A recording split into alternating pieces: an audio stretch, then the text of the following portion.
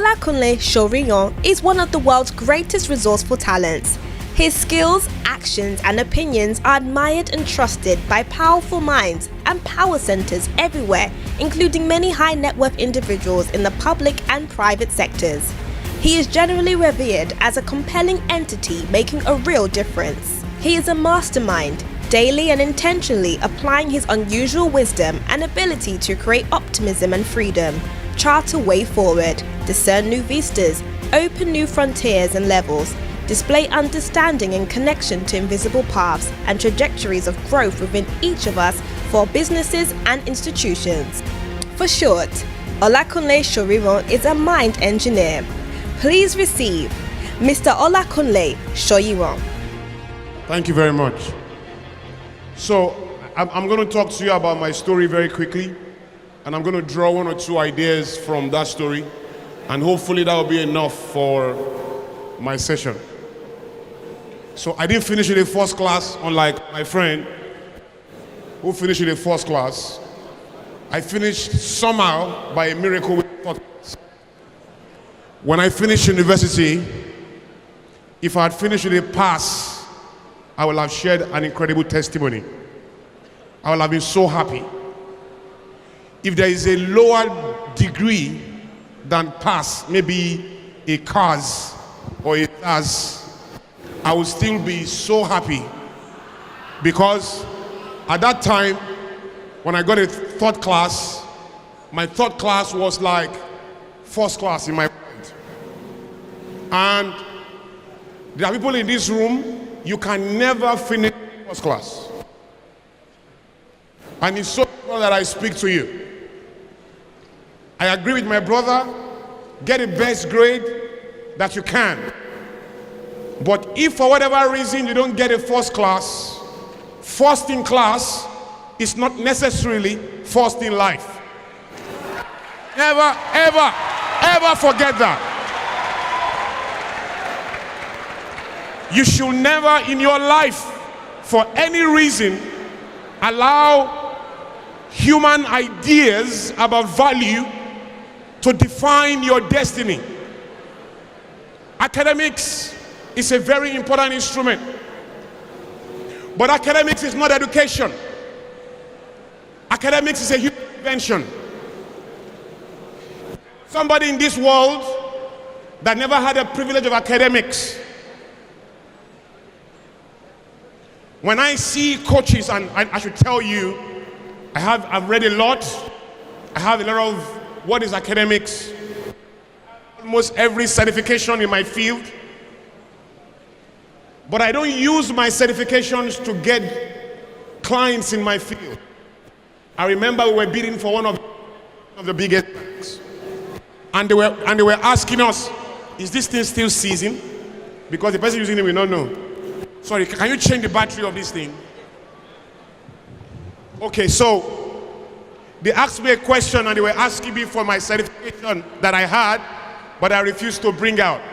But I told the white lady who was talking to me, I said, can I ask you a question? He said, what is it? I said, the first person that certified people, who certified him? It's just a question. The very first person who certified people, who certified that person to be able to certify people. That is a simple assumption that you can draw knowledge from men and places, but you can also draw it from the universe. And it is so important that you understand it's bigger than any nation in the world. And the goal of academics is to allow for it's academics that allow us. This mic cannot work for me, honestly. I really need help.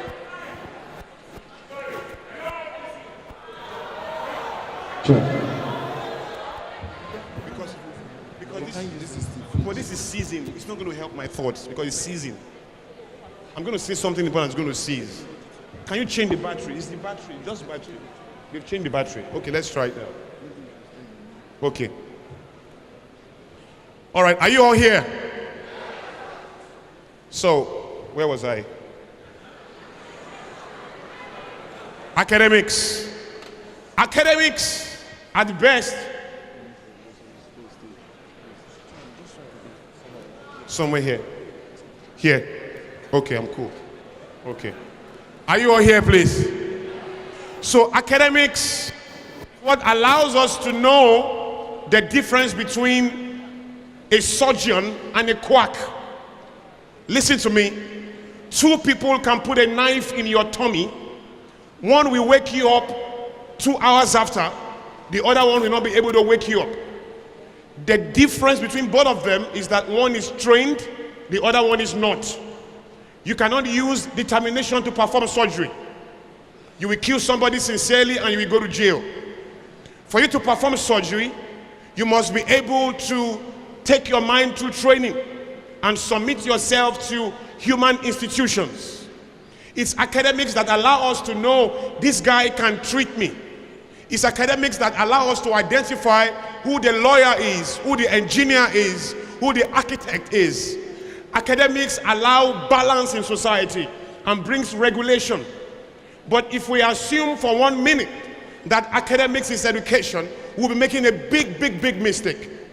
Education is the ability of the human spirit to experience its environment, to question it deep enough to find the options exist in it, and to know the options to embrace as a matter of supreme urgency and importance, particularly in a way society can be grateful for. No, listen. By that standard, a lot of people are not educated, though they have passed the test of academics. Passing the test of academics is passing the test of technicality, not necessarily of progress. That is why the most prosperous people are not necessarily those who have the biggest academics. I just find it difficult to operate from there.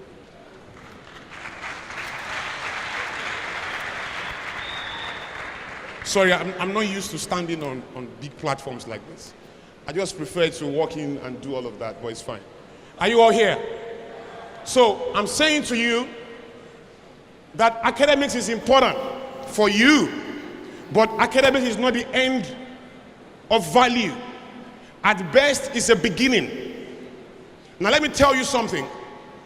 I get admission to the university. First of all, in 1982, I was in Form 2. I've seen 10 years, 4 times, with some extras. So I'm pretty much like maybe three years or so away from 50. Even though I know I feel and look far much younger than so many young people. But listen, having seen 10 years 4 times with some extras, I've made some silly mistakes that I think you should know about. In 1982, my father had a lot of stuff in the house. There is a car in our house called a Mercedes-Benz 230 regular. So I was born with something close to a silver spoon in my mouth. In 1982, if you drive a Mercedes-Benz, your father must be a big-time entrepreneur or some successful government official. In 82, successful people drive Peugeots and 505s and, you know, those kind of cars. By the time you are driving a Mercedes-Benz, you must be very successful. But in our house, that's not the big house. I'm the only one in my secondary school who a car will take to school and the car will park till I finish school. Right. Now listen, I'm going somewhere. A Mercedes-Benz in 1982 is called a Bokun in the West. We call it a Olakunle. When you sit in that machine, you are respected a lot. I remember the car is yellow OG 1450R. Awesome machine. Got a lot of value and respect in our community. By 1990, my father was dying. My father died at the age of 84, bossing Molue in Lagos. Because by 1990, my father died in 1999. By 1990, we sold the last car in the house to find meaning, and that was that Mercedes-Benz. Things changed completely for us. And we had to begin to define life differently. So I realized that wealth is fleeting if not managed at a level. And I realized that success may not necessarily be a goal, but a useful experience that every human spirit should experience so that it can multiply value for others. Listen, by the time I was finishing secondary school, wealth had disappeared in my home, and I went left. My brother's 14 kids, 2 wives. My brother somehow could find value in the system, but I couldn't. I'm used to a particular lifestyle, so I went left. On the left side of life, that's where drug addiction is, party is, boys, girls, clothes, pressure, and think of it. I had my life full of all of that. I gained admission to the university to study a course 4 years after I left secondary school. Listen, at the end of first semester, I had 8 carryovers. At the end of second semester, I had 7 carryovers. At the end of year one, I had 15 carryovers. By the time, listen.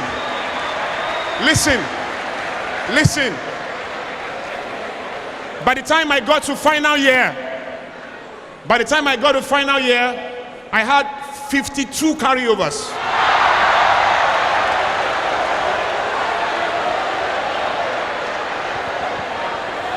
Listen up. Do you want me to talk? Listen up. 52 carryovers. I was in level, but I wasn't in final year, obviously. There was no way I was going to graduate. Mystery.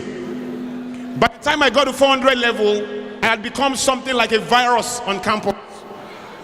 I tasted everything from chewing gum to cocaine. My friends spoke about cultists who had names in places. I was a cultist. I had a gun. So I lived fully on the left. There was a time, I shouldn't talk about some things, lest I give you a negative inspiration. But honestly, my life was the opposite of my friend's life. Right? I am the unlikely. I was a black sheep. My mom had cursed me, and I'm not exaggerating, over 100 times. And justifiably so. My mom cursing me was a gift. By the things I have done, if she had killed me, it would have been fair. If she had poisoned me, it would have been fair. By the kind of pain I brought to my mom, cursing me was kindness as far as I'm concerned. Because those curses did not kill me, I'm still here. And I've since learned that a curse is only as strong as attitudinal cooperation. And Africans need to understand that. But ladies and gentlemen, that was how my life was. Final year, 2 months to final exam, I was asked to leave the university. I left with pride. I felt academics was not necessary, but I was wrong. Academics is very important. It is just not the most important. So I left school, 2 months to final exam. Have you heard about confident ignorance before? Confident ignorance is you know nothing, but you are not aware. So you carry your ignorance with swag and class. Right? That was how I was. I knew nothing, but I didn't know. So I was carrying nothing like something. I left the school proud, feeling cool, tried to travel, did all sorts of things, nothing worked. Then my life became really, really messy. Right? I'm editing it because some things I shouldn't say. I try to edit this story every time. So somewhere along the line, something happened to me one day in my bedroom. And what happened to me, those who are Muslims here, please, I'm not trying to harass your faith. If it was something Islamic that happened to me, I will have said it proudly. If it was Shango that came to me at that time, I will have been loyal to him today. But what happened to me that day was that my life was in complete turmoil. My life was completely upside down. I'd been rusticated in university. I had nothing. My parents were ashamed of who I have become. On my street, I was a proverb. Elders and parents used my name as the emblem of retrogression. They would say things like, do you want to be like they use me to talk to their children. Do you want to be like? Do you want to be like? Fast forward to today, I am now a bigger proverb. What they used to say is, do you want to be like? What they say now is, don't you want to be like? Don't you want to be like? Don't you want to be like? Don't you want to be like? Listen, listen, stay here. Stay with me. So what happened then was, I gave my life to Christ. I gave my life to Christ. Listen. I really wish you can stop clapping for a minute. I really wish you can stop clapping for a minute. Please, I'm not just trying to harass you. Just let me talk, please, if you can. I won't feel bad if you don't clap. I don't want you to clap, Seth. I want to say something. So this clap is really breaking my flow. So if you don't clap, I will appreciate it. Thank you very much. Please, I'm not trying to reject your love. Now, what happened to me was, I gave my life to Christ. The first instruction I received was to go back to school to start year one again. I went back to the same school, same course, same lecturers, same faculty, same organization, same institution, kids for classmates. I did 4 years plus the first 4, making how many? 8 years. The school won't give me a degree. They didn't believe in my transformation. They continued to use my track record on the left as the determinant and the standard of my transformation then. So I started a third time. So ladies and gentlemen, I did 100 level 3 times, same school, same faculty, same course, same lecturers, children for classmates, 200 level 3 times, 300 level 3 times, 400 level 3 times. I spent 12 years studying a 4-year course. Same school, same faculty, same institution. After 12 years, people get 2 PhDs minimum. After 12 years, I got a BSc, and that BSc was a 3rd class. Guess what? I live a 1st class life now. I live in a good house. I'm married to a queen. I fly business class anywhere. Not that I'm proud of it. Hey. It's not that I'm proud of any of those things. The business class means nothing to me, except that it means something to my history. And it's important that I underscore that. And I speak to those who sit here today, because you have before you blank check. And I used to think I had it all figured out. But I found out later I have nothing figured out. But guess what? I pushed on with my life. My first business was refuse collection. Well, you don't know what that was. Refuse collection was my first business. Do you know those people that push carts from house to house? From the home I came from, there's nobody in my time that started that before me. In fact, except that I have no proof. What I would have loved to say is that I started that in Lagos. But there's no way I can justify that. If I put that on Wikipedia, they will reject it because I cannot validate it. But trust me, I didn't know anybody who was using carts to collect refuse way back then. But that was what I had to do, and it was, you can't imagine how shameful that was. I was pushing refuse where I've had a girlfriend before in VGC in Bagada. It was really tough. But guess what? Guess what? Life dealt with me so much, I learned a lot about it. I learned a lot about it. And I saved some money doing refuse, I started investing in barbecuing. I bought 24 second-hand barbecue books. I read them all through. I have no passion for barbecuing. Barbecuing was just selling at that time. And that's why I say to people try to wait for what makes them tick, you know.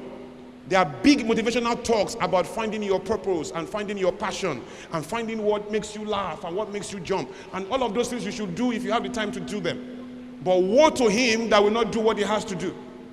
May he look for his bed and not find it if you see an opportunity and you refuse to take it in the name of waiting for your passion. At that time, all I had in my life was this hand, this brain under God. And with those 3, I made up my mind, I will craft a space for myself under the sun. I stayed true to that commitment. And then saved some money, started doing barbecue. I made my first 1 million naira making barbecues that I have no love for. I made my second 1 million naira making barbecues. Now, I've dumped, I can't even imagine myself doing barbecue. For the past 20 years, I've been laboring as a knowledge expert. studied everything studyable, went everywhere possible. Now I speak across the globe. Now as a futurist, I train watch. I do so many things right now in my life, and there's so much power in my life right now, and growing, as a matter of fact. So, standing here, looking at you young people, I can tell you for free that somehow I've been that, I've done that, I've seen a lot. I can advise you. Whatever I'm going to say to you from this moment on, please don't take it lightly. Let me talk to you about some of you. I look at all of you in this room. 90% of you in this room, you are from very poor homes. You need to be very humble with yourself. If your parents were rich, you will be in a private university or you'll be studying abroad. The fact that you are in FUTA means there's some type of discounted value in your family, and you need to respect that. I don't care what you do or how you pose in school. I don't care how you make your hair or how you put up your biceps and do your sagging. Your father never sagged, your mom didn't sag. All these ways of working, you know, all these things you do, nobody in your family ever did that. You know, you pick all of those things from the idea that there's something superior called a westernized culture. There's something superior called an American culture. And you guys have believed all of that. What has happened to us is that we've traded who we are. Let me tell you something terrible. Right now in this country, English language is a determinant of your progress. If you mistakenly say shush to a lady, you probably will never find the girl of your dream. If that girl believes in you for any reason and takes you to her father, and then you say to her father says, where are you guys going? You say, we are going to church. We are the one in charge of. Once you talk like that, hello, stay with me, please. Once you talk like that, the father will let you take 2 steps away and call her daughter. You have not found your husband. Except the father is also a church-speaking father, so that by sympathetic resonance, he can agree with you somehow. But honestly, I know a boy who came to my house to meet his cousin that came to Nigeria on holiday from the UK to raise money for his taxi cab. He came to raise money for his taxi cab. I knew him. So I asked him, why are you raising money for taxi cab? You were brilliant when you were in school. How come you are not in the university? How come you are not working in a big corporation? He said, oh, I tried. First of all, I finished with 3 credits. Then I tried again and again. 4 credits. What was it you were looking for? English language. I couldn't pass language. This guy speaks good grammar. So I said to myself, you cannot speak English language? Which subjects did you pass? He said, I passed economics, I passed government, I passed commerce. You passed economics, government, and commerce? Please, what language did you use to pass those subjects? He said, he used English language, of course. Oh, so you could use English language well enough to pass 3 other subjects, but the English language that you use to pass those 3 subjects, you cannot pass it. I said, that is a big idea. The big question for me is, what is the goal of lingua franca? Is it sophistication or communication? Because if it is communication, our boy can communicate not enough to pass 3 subjects with the same English language. It means when the examiner is testing this guy's paper, when the examiner is marking his paper, he's not testing the use of English. He's testing the technicality of English. Meaning that no matter how well he can speak, if he cannot tell the difference between a pronoun and an adjective, or he cannot tell the difference between a clause or a phrase, he's not going to pass, regardless of how well he can use that grammar. Then lingua franca has to be about sophistication then, not communication. But the thing is, this English language is now a determinant of progress in your country. It's not my fault that I cannot speak English language. It's not your fault that you cannot speak it. If I speak Yoruba badly, then shame on me, because that is my gift of nature. If I speak English better than I speak my language, shame on me as well, because that is not what came with me by nature. But let's assume, for whatever reason, we have accepted that we will use English language to communicate. Stay with me. English language, if it is communication, if I say I'm come from Lagos, all of you know what I mean. What I mean is I came from Lagos this morning. If I say I'm go to Lagos later this evening, you all know what I mean. If by the purpose of lingua franca, I have communicated. But if I say I'm go to Lagos, you guys will say, who is this blast from the past? You will laugh at me, you will scorn me to nonsense, because I have refused to pass the standards of another language, even if you understand what I'm saying. It means your clarity about what I'm saying is not your intention. Your intention is to define a superiority in my life because of what I cannot attain to that you probably have even naturally. Stay here. Stay here. Stay here. Now listen. Now listen. Now listen.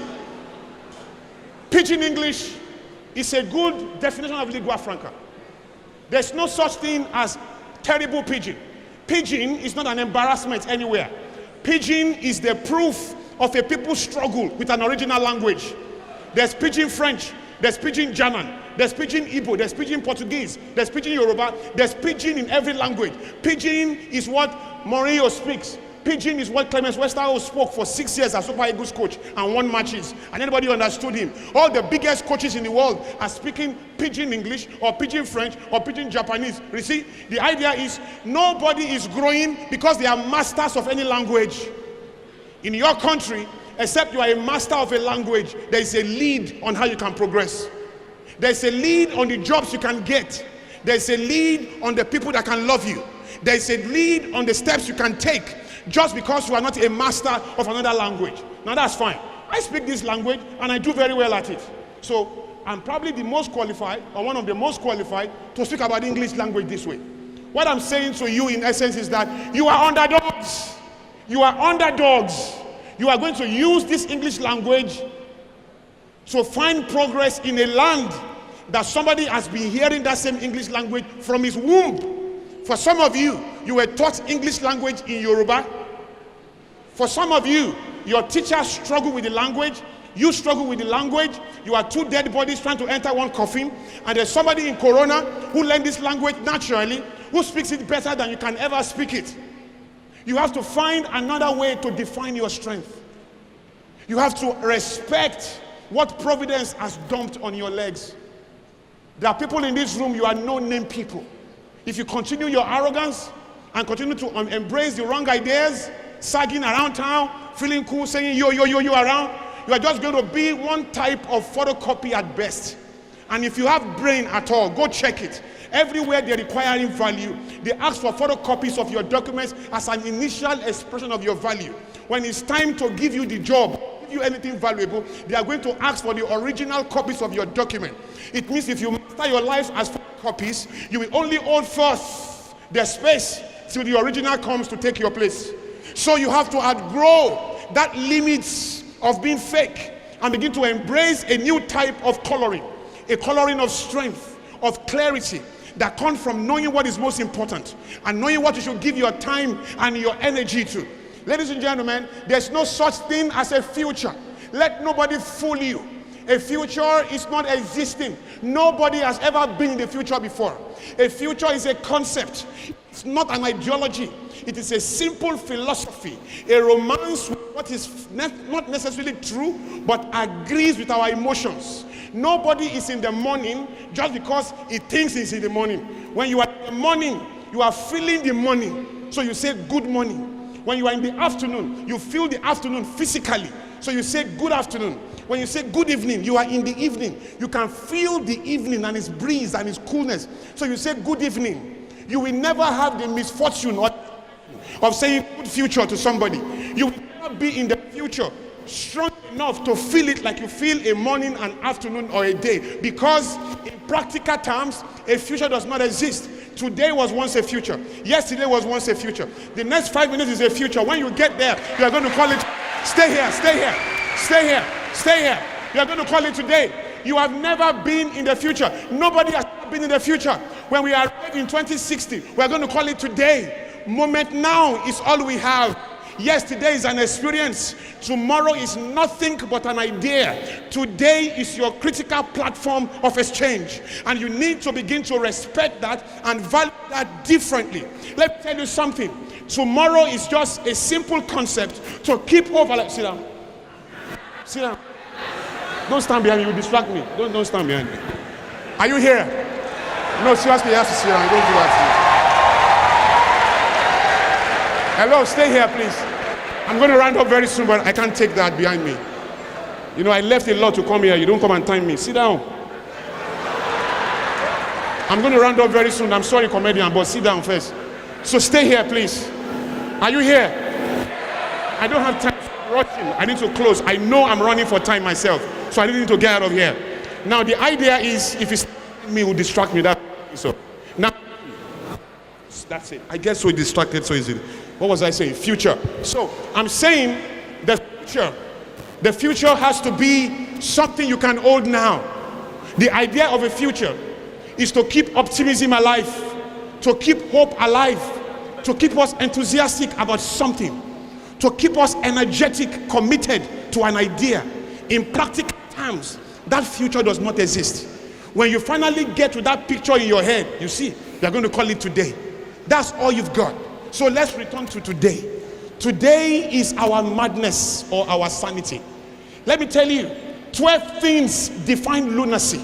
12 things. There are two types of lunacy. There is docile lunacy. There is extreme lunacy. So there are docile lunatics and there are extreme lunatics. Whether docile or extreme, all lunatics are defined by 12 traits. I'll give you one of them. One of the traits of lunacy, whether docile or extreme. Before I define it, let me tell you who extreme lunatics are. The people who are naked on the streets, who you see just going, they are extreme lunatics. They are lunatics who look like me, who drive jeeps and Range Rovers, who live by the beach in Lekki or somewhere, who travel abroad for summer, who live in skyscrapers, who have big houses, because some people are so poor, all they have is money. Stay with me. And then you have some type of value in myself that can make me feel like I'm normal. By the test of popularity, I look normal. By the test of essence, meaning, and purpose, I can be insane. What makes me insane or normal are 12 traits. One of them is that whether docile or extreme, all lunatics can leave a point without a destination in view. There is nobody normal that can do it. There's nobody in this room that can live where you are without a mental photograph of where you are going. You can't even stand up. Once you stand up, you must have something. You must have an assumption that is making you stand up. You just don't do stuff. If you just do stuff, that means that you are a lunatic.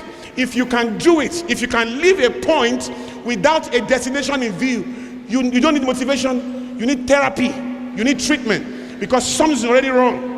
Now, everybody in this room, you cannot leave a point without a destination in view. That is why you see madmen on the streets. They are just walking. They have been able to leave a point without a destination in view. Even if you are going for a walk, you know you just can't be walking to Jos. You have an idea of where you will stop walking and come back. You can't be walking, they find you in Ekiti, you say you are still walking. They find you on Redeem Camp, you say you are still walking. They know you have walked. So the idea is, you know, I'm going to stop at some point. What I'm saying therefore is, for extreme lunatics, that's their definition. For docile lunatics like me, how does that define my lunacy? People move into a whole day without a photograph of what they want to see in that day. People move into a whole month, into a whole year without a mental photograph of what they want to see in that year. People move into a whole decade without a photograph of what they want to see.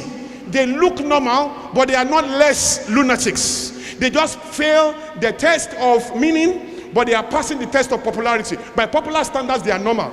By the test of essence and meaning, they are abnormal people. The idea that they could move into seconds, they could move into days and weeks and months without a mental clear photograph of where they are going. The idea therefore is this, guys, stay here. The idea therefore is this: what are we going to do now that will make the difference in our lives? What kind of actions are we going to take? I'm going to summarize that in 10 minutes and I'll get out of your face. Pass the test of universality. There's something called the test of universality. There's something called the test of locality. What you have around you are people passing the test of locality and fooling us with the flawed standards of our community as the instruments to aspire to. Those who are shaking the world. No,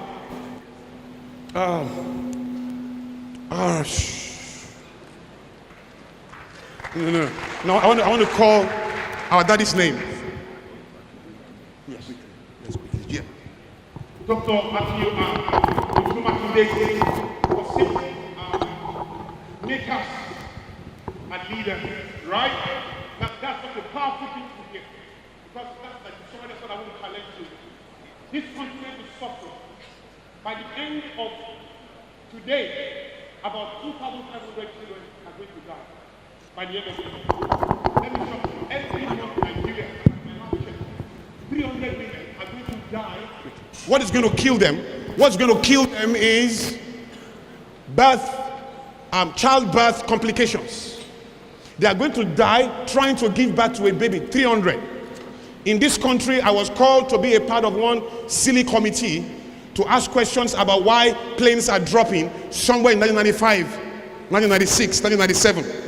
Why are planes dropping? Remember those when planes were dropping in Nigeria? And then this committee is going to come together to say, why are planes dropping? I was part of the committee, yes. First day, I couldn't say anything. Second day, I couldn't say anything. Third day, I couldn't say anything. The chairman of the committee asked me, Mr. Soriyan, you are a very vocal guy.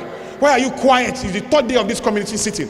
You are not saying anything. I said, because every moment in this committee, I'm depressed. He said, what is depressing you? I said, because I look at us and I imagine us are coming together to analyze why about 2-3 planes have dropped in the last 3 years. And then we are all cool. I said, that is how many people in one plane? 150 people. If we worry about 3 plane crashes, we are worried about 450 people.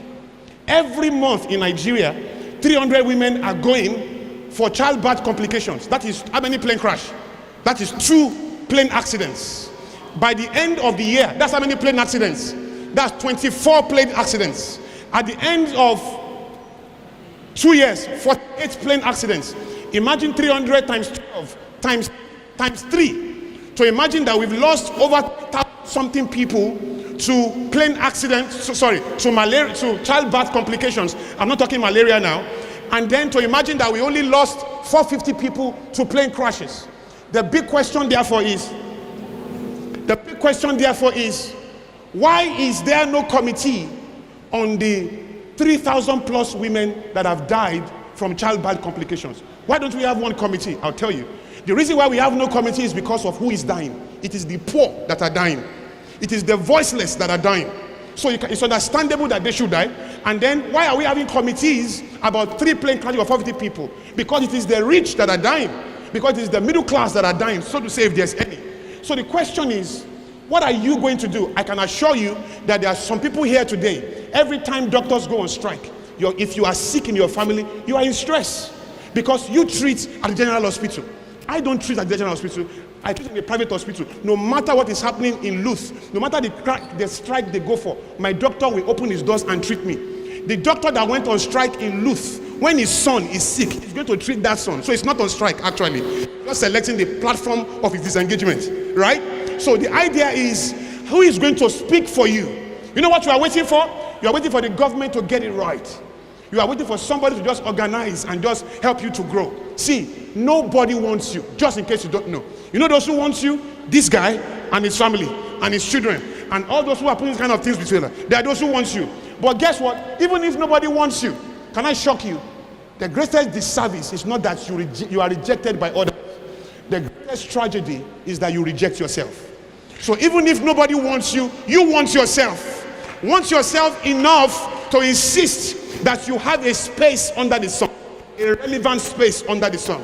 I have made up my mind that by the end of my life, when I'm going, this world should know that somebody is going. Billions have come, billions have left unnoticed. Nobody knew they came, how much more that they left. Ladies and gentlemen, I want to ask you to rise up, not physically, as in rise up in your thinking. Take fresh challenges. Think about global ideas. What can you do that can put you on the same pedestal with your American counterparts, with your French counterparts? No matter what you do here, please don't rejoice. Don't rejoice except the Americans can respect it, except the French can respect it, except the Germans can respect it. Decisions made in Tokyo can change your life tomorrow morning.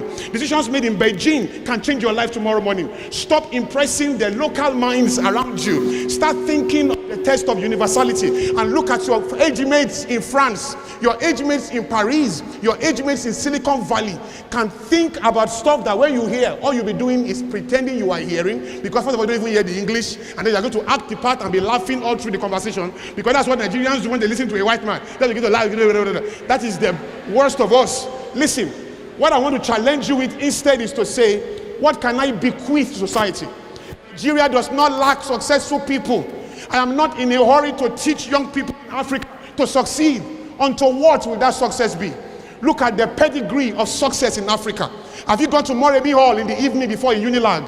When you go to Morebi Hall in the evening, you are going to see the biggest cars packed. Lamborghini Countach, Porsche Carrera, Range Rovers, Mercedes-Benz. The best cars are packed. Who has parked these cars? 50-year-olds, 55-year-olds, 48-year-olds. Who have they come to meet? They've gone to meet their younger sisters and their daughters. What is their goal? To put their hands under their blouses and to put their hands under their body and put their backs on the wall on the bed. Why are they trying to do this? Because they've succeeded. Because they've made it. So even success has a nuisance value.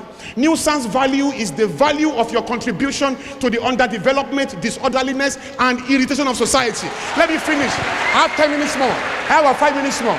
That is nuisance value. Listen, these guys have succeeded. To date a girl when you are 21, you need a poem. When you are 19 and you need a girlfriend, you need a good poem. When you are 48 and you need a girlfriend, you need a check. Because affair is a budget once you are over 30. Once you are 35, once you are married and you need a lady in your life apart from your wife, you have to pay for it. Poems don't give you girlfriends at 52. Poems don't give you girlfriends at 58. So the people who have girlfriends at 58, even though they are married, are those guys who have extra money in their pocket, not to develop the system, but to grow the strength of their stomach, to grow the weakness of their own excesses, to indulge themselves more, and to crack the meaningful fabrics in our nation more. So may anyone in this room not succeed. If your success is going to multiply our pain and our sorrow, if your success is going to reduce the peace of our children, if my daughter and my sons are threatened tomorrow because you are going to make it, may you not make it. May you look for space and not find it. May you struggle and never find space. Accept your space. But if your success will grow this nation, if you are going to succeed to make others succeed, if you are going to do what Mr. Odumaki is doing, then you have understood that you have been taught to teach, assisted to assist, you have been built to build others, you have been raised to raise others, you have been supported to offer support. Your comfort, hey, look, I need to go. Your shoulder is a comfort zone for the weak to rest on.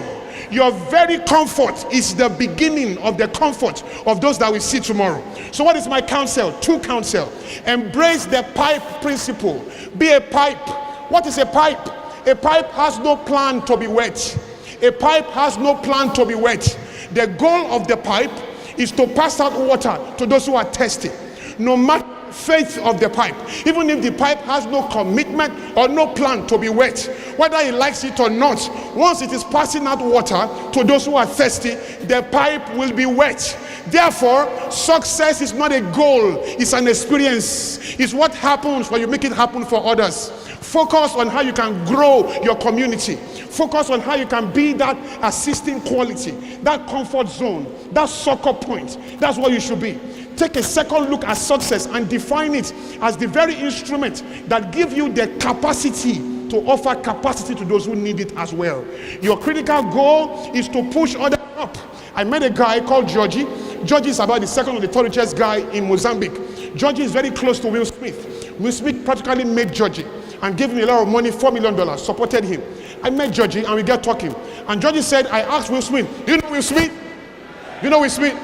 He asked Will Smith, how can I say thank you to you? How can I say thank you to you? Will Smith said, you want to say thank you to me for all I've done? You can't give me any money. I have jets, I have money. What you can do to me is succeed so crazily that you can make somebody else. Then Smith's son, they were in the car one day with Georgie, Jedi, the wife, Will Smith, and his son. And they were asking Will, and the son asked Will Smith, Dad, he said, what? Can we ever starve again? Do you think we can ever starve again? And this is what Will Smith said to him. This was Georgie, his friend. He was in the car when he was asking that question. He was telling me. He said, Will said, son, if all we have is cars and private jets and homes and big things and big businesses, we can still starve again. He said, the only thing we will have that we will never starve again is that we have helped too many people to starve again. Number two, we have too many good people in our life for us to ever starve.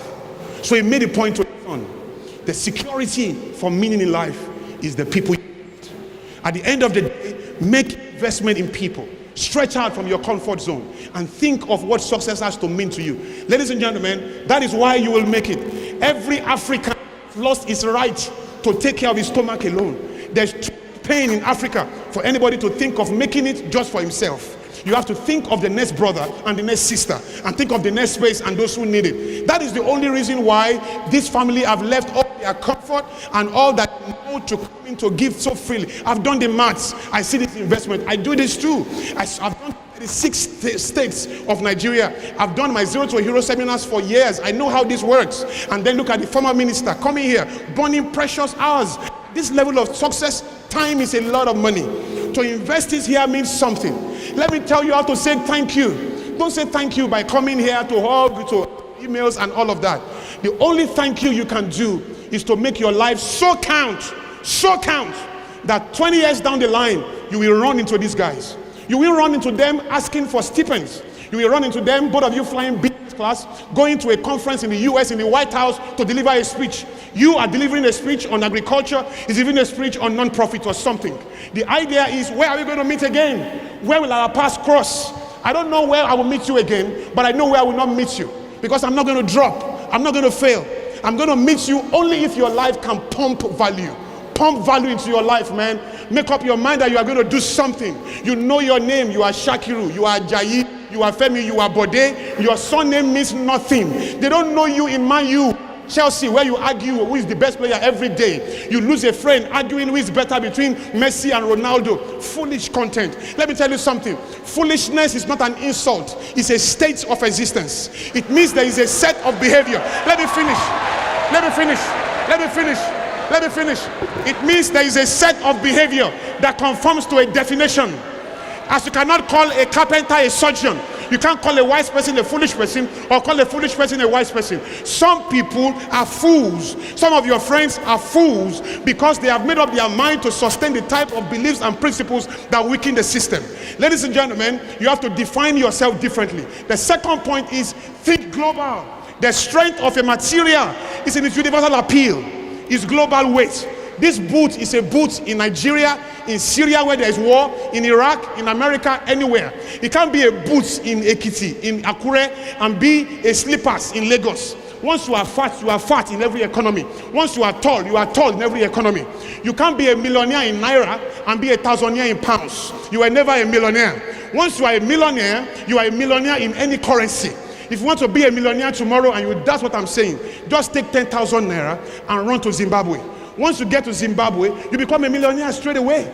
You'll be buying a loaf of bread for about 4 million Zimbabwean dollars. Only you will be eating bread, $4 million. You'll be giving tips out.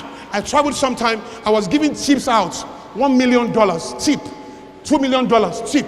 But I was giving, one time in Ghana, I used to travel to Ghana, I was giving people tip at the airport, 500,000 pieces, 2 million cedis. I called my wife, I said, honey, I've made it. In the last 15 minutes, I've given over 5 million out. But 5 million CDs. So it's not enough to have the numbers. It's only enough to have the essence, right? So the essence is pass the test of universality. You have too many people in Nigeria who receive red carpets. By what standards? By passing the test of locality, failing the test of universality. Once they cross the borders of this country, nobody knew they arrived in that country, how much more that they have come to do something. You need to erect a different type of value. When Mark Zuckerberg came to Nigeria, everybody received him. We knew somebody had come. In our country, we have a law against gay. We don't want gays to stand anywhere. I don't hate gays. I don't support gays. I think they need help, but I don't judge gays. But gays is a law against, there's a law against gays in Nigeria, against homosexuals. But this guy came to Nigeria, Richard Quest was everywhere. Everybody was receiving him. Nobody was arresting him. Nobody was saying anything wrong. All the people were happy to receive Richard Quest. But Richard Quest is gay, a public declared gay. But everybody was cool because once white shows up, our essence goes out. Once black comes in, our prejudice comes in. Once white shows up, our essence goes out. Once black comes in, our prejudice comes in. Ladies and gentlemen, we need to outgrow those small limits and begin to think global. Somebody should stop dreaming about owning a car one day. A car is not a testimony. It's a tool of effectiveness. A car should bring, listen, a car should bring efficiency, speed, and effectiveness into your life. When you go to church to torture church members that you bought a car and then they are rejoicing with you. This is poverty and poverty enjoying sympathetic resonance. Muslims, hello, let me finish. I need to go 2 minutes more. Hello. Can I take 5 minutes more? Can I take 5 minutes more? Can I take 5 minutes more? Listen, just 5 minutes. Listen, the person who is testifying is not testifying about the power of God.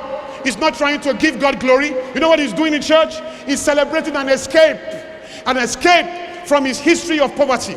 He's rejoicing that a machine has come into his life. That machine is not being celebrated because of his essence or his purpose of efficiency and effectiveness. No, he's celebrating and rejoicing not because of what the machine has come to do in purpose, but because of how many people don't have it.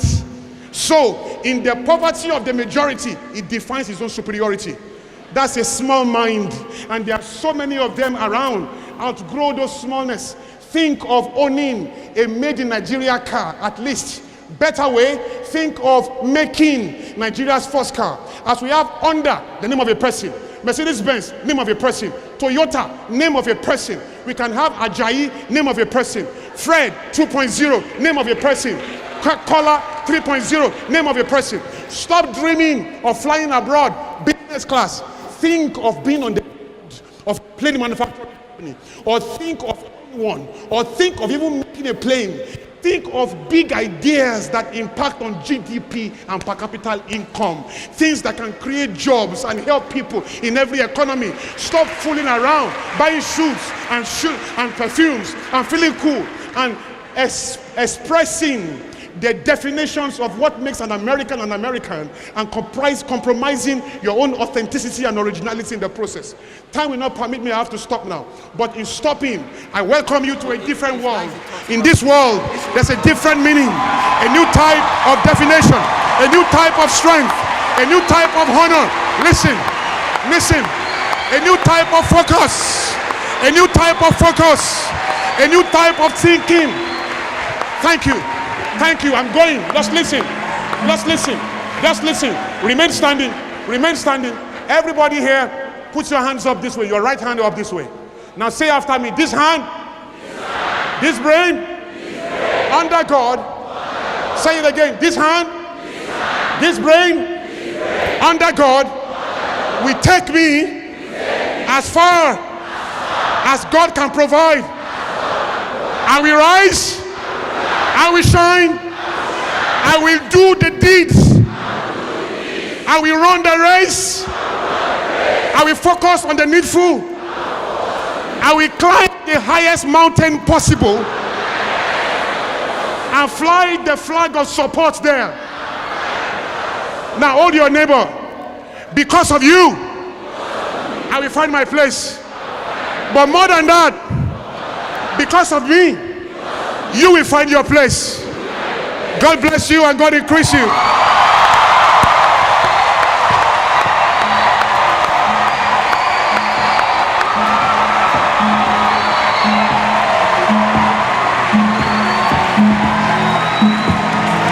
Wow. Wow. Awesome. Ladies and gentlemen, come on, make some noise!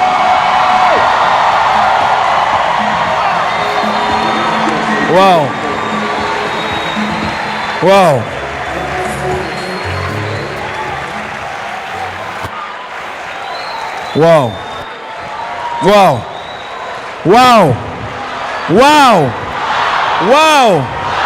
Futarians, wow. Do you want us to have part 2? 5.0. When? Now. So, let's put our hands together. Wow. Awesome. All right.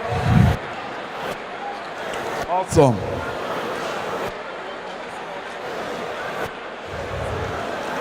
So, 5.0 will be this. Hello? 5.0 is going to be this. If you were thrilled, you were challenged, you were inspired, you were motivated by Mr. Soriyan's presentation, you can have 5.0. So, at the stand, at the side, after the conference, please rush and pick your book. What's here, please? 3 CDs. 365. This one is 365 days. Let him speak. Mr. Kunle. Hello, Mr. Kunle. Kunle, please, can you talk? 1 minute. 5.0 already. Okay, so these products are very expensive and I'm not sorry. Right? So they won't be for everybody. But if you can afford it, I'll advise you to get it. Let me tell you about this product. Every year, because I'm a futurist and I use prescience and trend watching to pretty much determine what happens in the next 365 days. So every December, I gather 100 professionals into a room in Lagos. The last one we did was December 18, 2016 at Lagos Sheraton Hotel. And then we gathered 100 people and showed them practically what is going to happen in 2017 and how they need to make their options and how they need to decide. Let me let you know this just in case you don't know. 2017 is not a new year. It's only new to new people or to those who don't understand. 2017 is a bridge year. What you do this year can correct what you have done in the last 10 years and any error in it. What you do this year can determine what you will enjoy or what you will suffer in the next 4 years. So what I've done here, 2 DVDs, 4 audio CDs, 1 devotional calendar, and a bonus CD on resolutions. How many of you have noticed that everybody is wise in January? Have you noticed? Everybody is wise in January. By February it will be tested. By March, tested. By April it will crack. By May it will have disappeared. It's called resolutions. Resolutions are designed to fail, right? There's another way to articulate resolutions. I call it resolutionary thoughts. So I've put them all over here. 2 DVDs, 4 audio CDs, that CD on resolutions, and a devotional calendar on your table. If you want to invest in it, it's 20K. For days like this, we do it 10K. It's not for everybody. But if you can afford it, go for it. It's like 90% less than the price of Brazilian air. I can see Brazilian air or some ladies here. So definitely you can afford it. So go for it. Then I have my Trove Pack here. This one is even more expensive. Like I said, these stuff are very expensive and I'm not sorry. This one goes for 50,000 naira. It's 25 CDs. 25 CDs. I know you won't have cash here. For those of you who are interested in buying. So I brought POS machine. So that once you swap the card, the money comes to me, you take the product, right? So if you're interested, but you want to buy these for your friends or for whoever or for your team, please just talk to my team. There's a stand out there that you can go. If you can't afford it, your time will come, right? Don't feel bad. Your time will come, but nothing is free. Thank you. We have Mr. Soriyan back right here on the green carpet, and just after his session, everywhere has gone lit, I mean to say the least. So you spoke so much, and I could see that you were not speaking from here, you're speaking from deep, from somewhere. Everyone is just wild at your session. How would you describe it? I don't know where to find the words. How would you describe it? Well, you know, for me, I'm not even sure it needs any type of qualification. I just have a conviction within me that people can be better if they know better. People can do better if they know better, right? So somebody has to make the investment to try and get people to see the issues. There's a way we can dress all of these things and make it look like we are saying something when actually nothing is being said. So the idea is to disrupt people's thinking and help them to govern behavior differently. Allow them to be able to see clearly what it's all about and to be able to make the most intelligent decisions, right? So I think that's what I've tried to do. And that's what I try to do every time. It's not as if I'm trying to qualify my session in a particular way or make people feel in any way, you know. I just want people to get it, to know that life is designed in a particular way, and if you can align, you know, you can see the issues, you can get it done. I mean, while you were rounding up, you came up with a set of quotes. If you can recap that. Yeah, I said that this hand, this brain under God can take you as far as you want to do. It's your duty to share space and to create that space for yourself and for those who depend on you. I believe every African have seen so much pain, and there's too much pain going on in Africa for anyone to succeed for himself alone. There must be a part to take care of what you can take care of, because what you can do is what you can do. But everybody should have at least one person, 2 people.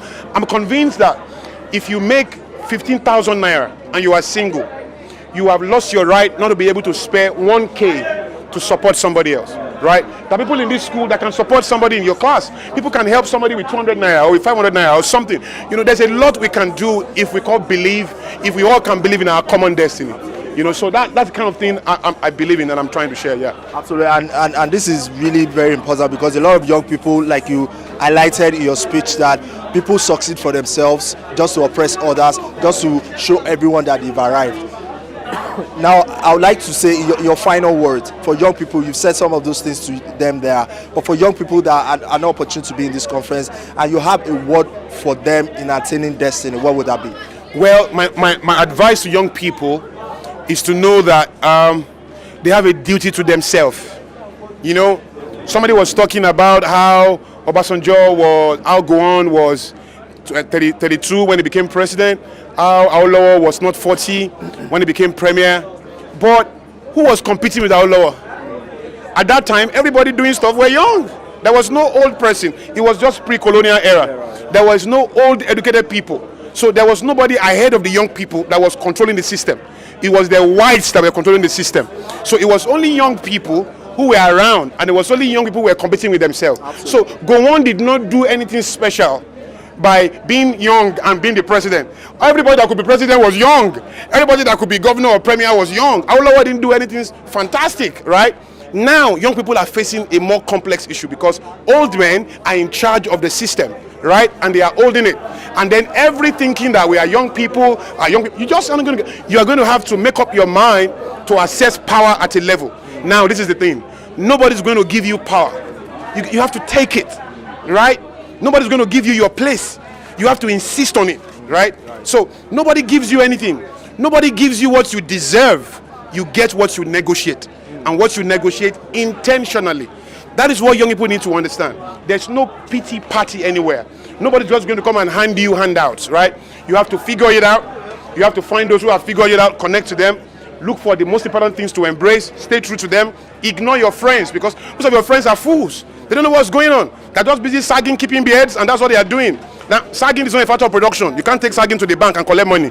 You can't go and work like this in the bank and collect money. Your brain has to be working at a level for you to assess a dime. Otherwise, pick a gun and go and rob. But if you're not going to pick a gun, you're not going to peddle drugs, your brain has to be working at a level.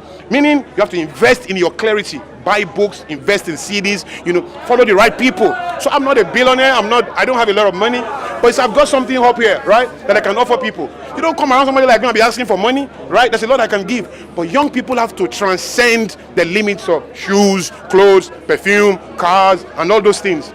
And think of the empires of the mind, big projects they can be responsible for. That's my advice for young people. Mr. Soriyan, thank you so much for your time. Too. God bless you, sir. Thank you. God bless you too. Thank you, sir. Thank you. Thank you.